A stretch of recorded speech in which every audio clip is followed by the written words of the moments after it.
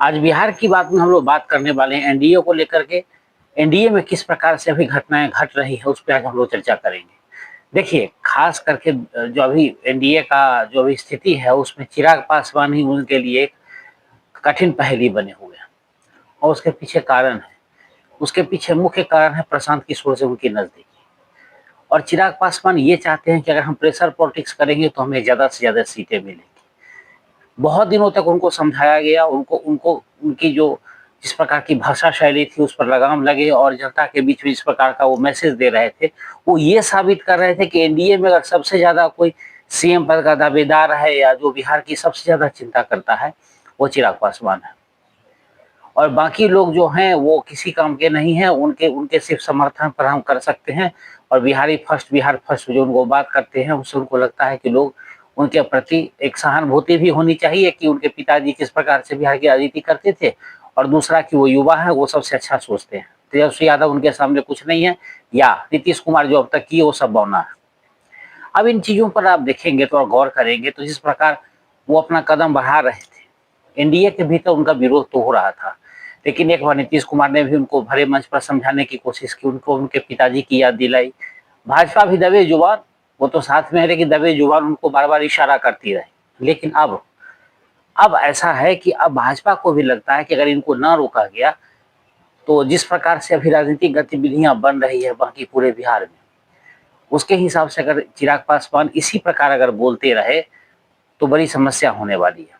और वो समस्या ये होगी कि कहीं ना कहीं गठबंधन को बैकफुट पर आना पड़ेगा। जैसे उन्होंने बोल दिया कि मैं उस सरकार को समर्थन कर रहा हूँ जिससे अपराध पर लगाम नहीं लग रहा और मुझे शर्म आ रही है। तो ये सब बातें कहीं ना कहीं सरकार की नीति को डैमेज कर रहा था और इससे झटका भी लगा है। इसके अलावा बहुत ऐसे मुद्दे हैं जहां पर उन्होंने सरकार की अपनी ही सरकार की गतिविधियों का उन्होंने विरोध किया था। तो आप देखिए, अब जदयू ने उनके खिलाफ मोर्चा खोल दिया है। खास करके जदयू के प्रवक्ता नीरज कुमार हो या बाकी लोग हों, वो सब अब फ्रंट फुट पर आ गए। वो चिराग पासवान को चाहते हैं कि वो अपनी हद में रहें और उससे ज्यादा ना बोले, वो गठबंधन धर्म का पालन करें और जो साथ चलने वाली जो मर्यादा होती है उसका बिल्कुल ख्याल रखा जाए। वहीं भाजपा ने भी अब उनको बताना शुरू कर दिया है कि भाई देखिए, आप इस प्रकार की अब गतिविधि ना करें, अगर आप ऐसा करते हैं तो फिर दिक्कत हो जाएगी।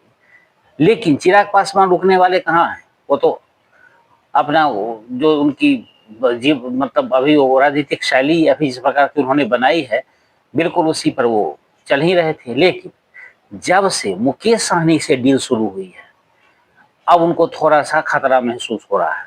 और मैंने कहा था कार्यक्रम में, अगर मुकेश सहनी आ जाते हैं तो चिराग पासवान भी चले भी जाए तो कोई फर्क नहीं पड़ता है।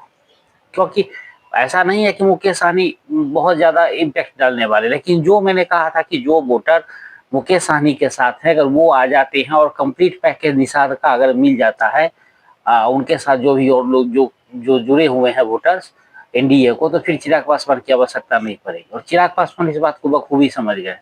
आरजेडी के साथ जाने के बाद उनका जितना भी ये राजनीतिक प्रवचन वो कर रहे हैं वो सब धरा का धरा रह जाएगा। उनके पास सिर्फ एक ही रास्ता होगा जिसका वो हमेशा गुणगान करते हैं, यानी प्रशांत किशोर। और प्रशांत किशोर उनको अभी काम आने वाले नहीं है। हाँ, एक बात लोग कयास लगा रहे थे कि उधर ओवैसी, प्रशांत किशोर, आईपी गुप्ता, मुकेश सहनी, ये सारे लोग, और हो न हो अगर सीटों का अगर सही तालमेल नहीं हो पाया तो कांग्रेस भी आ सकती है इनके साथ। प्रशांत किशोर हर किसी को थोड़ा थोड़ा चारा डाल के देखते रहते हैं कि कहीं इसमें कोई आ जाए तो बेहतर होगा। उन्होंने बीजेपी के भी कुछ नेताओं को अपनी ओर किया है, जिसमें सुधीर शर्मा भी जो गए हैं, वो एक बड़ा चेहरा थे युवा में, वो चले गए हैं। तो इस स्थिति में देखिए तो प्रशांत किशोर अपना हर जगह जो है थर्मामीटर लगाते रहते हैं, जहाँ उनको टेम्परेचर सही मिल जाता है वहाँ काम करके निकल जा रहे हैं। तो इस स्थिति में चिराग पासवान से जिस प्रकार की उनकी नजदीकी हो रही थी और चिराग पासवान जिस प्रकार से उनकी भाषा शैली का प्रयोग कर रहे थे, तो उन पर लगाम लगाना एनडीए के लिए बड़ा ही महत्वपूर्ण हो गया था। अब ये देखना है कि चिराग पासवान किस प्रकार समझते हैं इन बातों को, कि अगर इस प्रकार की हम गतिविधि रखेंगे तो एनडीए में बने रहते हैं या नहीं बने रहते हैं। तो इन तमाम चीजों पर अगर आप गौर करेंगे तो चिराग पासवान के लिए थोड़ा सा कठिन हो जाएगा। जिस प्रकार से वो चाहते थे अपनी सीटों की संख्या बढ़ा देना, आप देखिए ना, जैसे मुकेश सहनी से ही डील हो रहा है, तो उसमें ये नहीं है कि मुकेश सहनी वहां महागठबंधन में 60 सीट की डिमांड कर रहे थे। और यहाँ एक कैबिनेट मिनिस्टर, अपने लिए भाई के लिए मंत्री पद और विधान परिषद में स्थान, और जो 10-12 सीटें मिल जाए उसी में खुश है। तो जब मुकेश सहनी नेगोशिएट करके आने को तैयार हो सकते हैं, तो चिराग पासवान को भी समझ में आना चाहिए कि 5 सांसद वो भी मोदी के भरोसे है। उनका अपना कितना जनाधार है, 2020 के चुनाव में लड़के उन्होंने देख लिया था। तो उनको समझ में आ गया था कि उनकी अपनी जो विचारधारा से जुड़े हुए लोग हैं वो कितने हैं और कितना जनाधार है। तो एनडीए का फायदा उनको कितना मिला है एनडीए में होने का, उनको बखूबी पता है। तो अगर उन्होंने अपने आप में इन गतिविधियों को, अगर जिस प्रकार से वो कर रहे हैं उस गतिविधियों में अगर सुधार नहीं किया, तो हो सकता है कि एनडीए में उनके लिए जगह ना बने, क्योंकि अब किसी प्रकार का समझौता मंजूर नहीं है। क्योंकि केंद्र में जिस प्रकार की राजनीति हो रही है, या एसआईआर के मुद्दे पर जिस प्रकार से बिहार में भी बवाल हुआ था, इन तमाम चीज़ों को देखिए तो कहीं ऐसा कोई ऐसा विषय नहीं है जिसको चिराग पासवान ने अनछुआ रखा है। सब तो उन्होंने कुछ ना कुछ अपने विचार दे ही दिया है, और वो कोई भी सकारात्मक विचार नहीं रहे। कभी कुछ बोलते हैं, कभी कुछ बोलते हैं। लोग उनको सुलझा हुआ नेता समझता था, लेकिन इस प्रकार की गतिविधि अभी उनकी हुई है और जिस प्रकार की भाषा शैली रही है पिछले 3-4 महीनों में, उसमें कई लोग, जीतन राम मांझी जैसे नेता भी कह चुके हैं कि उनको बोलने की मर्यादा है, न गठबंधन धर्म का पालन करना उन्हें आता है, और न ही राजनीति की उतनी समझ है। तो उनकी सोच पर भी वो सवाल उठने लगे। तो देखते हैं चिराग पासवान कितना इसमें सुधार करते और एनडीए में बने रहने के लिए या क्या क्या करते हैं, या एनडीए से जाने का उन्होंने मन बना लिया।